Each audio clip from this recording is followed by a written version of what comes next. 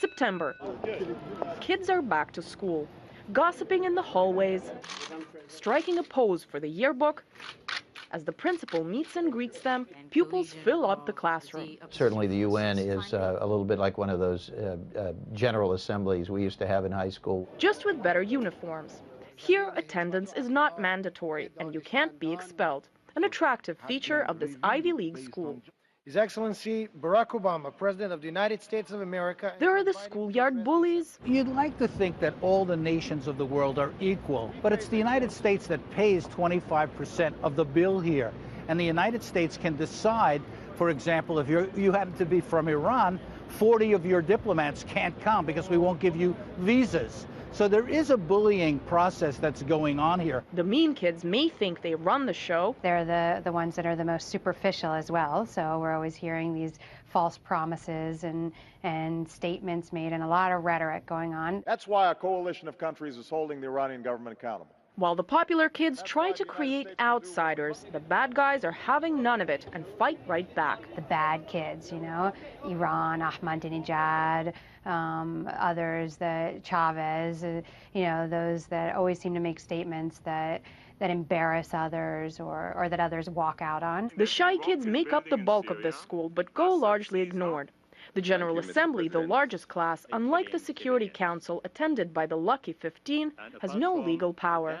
Still, everyone wants to be part of the cool crowd. It's not a good time in the world right now to be a country that speaks its mind. That's too bad. This may soon change. As other countries, China, Russia, Brazil, Indonesia, other countries, Turkey, come to the fore, we're going to see some sort of a rejiggering going on over the next few years. Some say this rejig has already begun. Suddenly, the popular kids are revealed as being the jerks. During his first speech at the UN, Obama was a cool kid who arrived stepping on a welcome mat. But lately, his classmates are beginning to smell a rat in the face of the U.S. as it becomes clear that the alleged bad kid is really just the class clown.